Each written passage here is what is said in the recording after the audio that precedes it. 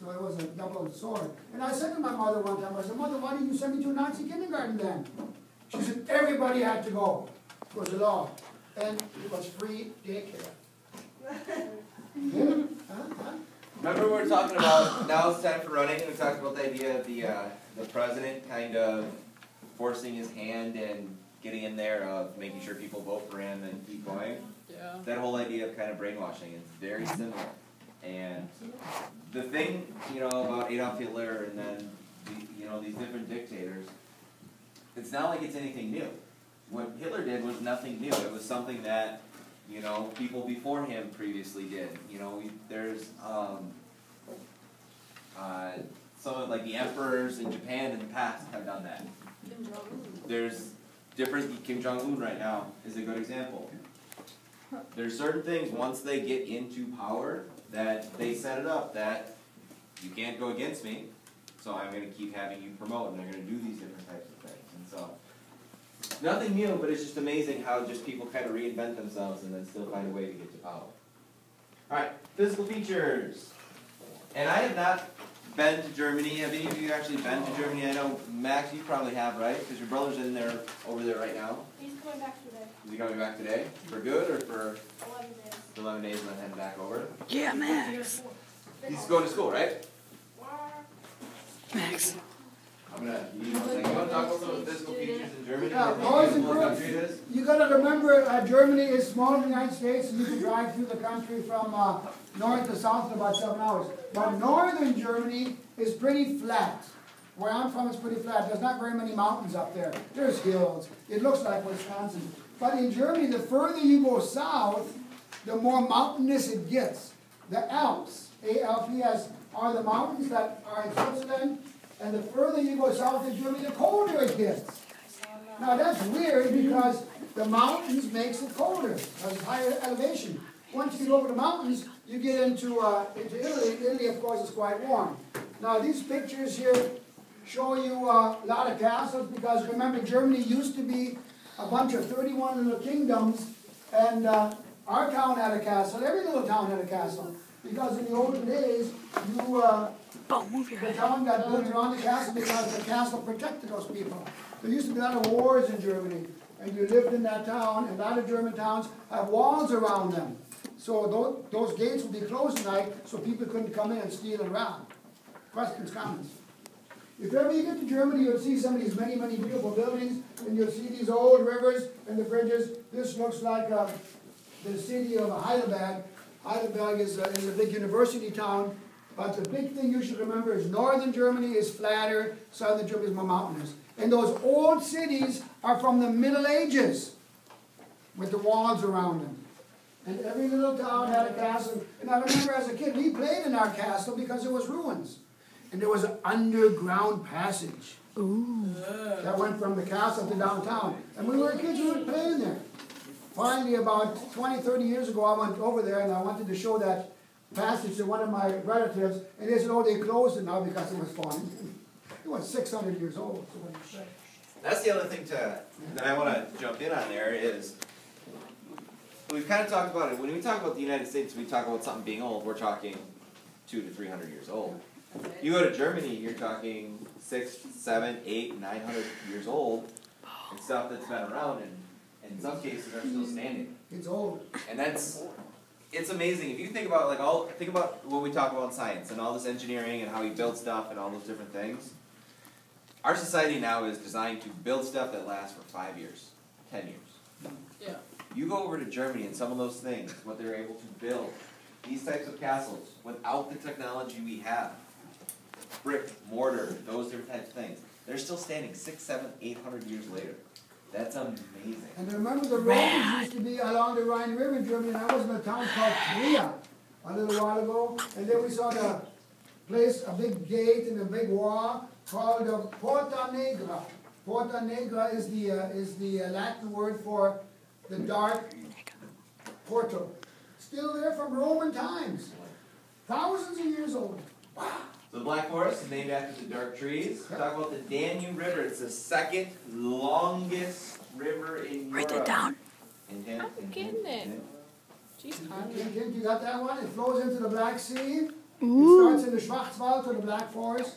Here's a question I have for you. Danny River, do they do a good job of keeping it clean, or is it relatively polluted? Well, it's pretty polluted, but it's getting better. The reason it's polluted because it went through so many different countries that they're ready to put their garbage in. The Rhine River was really bad too, but now they are fixed. They, meaning the German government, is fixing it up, and some of the other countries like the Czech Republic, Hungary, and Romania are getting into it too. But the beautiful blue Danube, was not blue, it was brown. But now it's getting better. And part of the reason, again, correct me if I'm wrong, Mr. Etter, is also in a lot of these older European cities, when they were originally built, they didn't have the type of waste systems that we have. So a lot of the things, different things like that, what they do? Ran the street.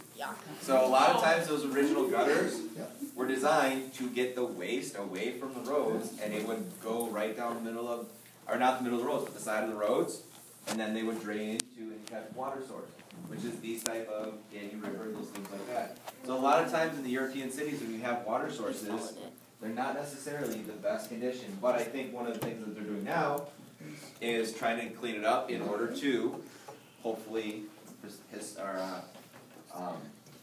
what's the word I'm looking for? To preserve it and make sure, you know, it's staying pristine, at least as much. Okay.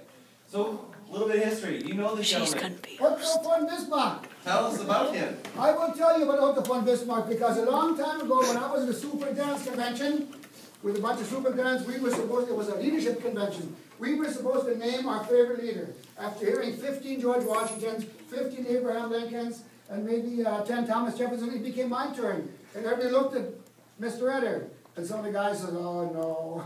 And I said, Otto von Bismarck. And one of the guys said, what did he ever do except start 3 wars?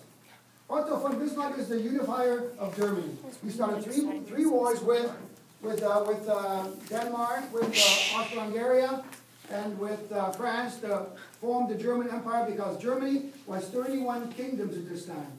But more important than that, by the way, this happened in 1871, those 3 wars. But in 1884, Bismarck, this terrible German guy, started the Social Security system. And he said everybody who works has to pay 7% of their salary into this fund, and the employer will match it. And when my mother died in 1995, my mother was getting 3 checks. U.S. Social Security, German Social Security, and a German Army pension. They lost. So even after, and this is just for my clarification, even after Adolf Hitler and all of that through, they still kept the Social Security system for Absolutely. Even if you couldn't touch it. You couldn't touch it. Really? Yeah.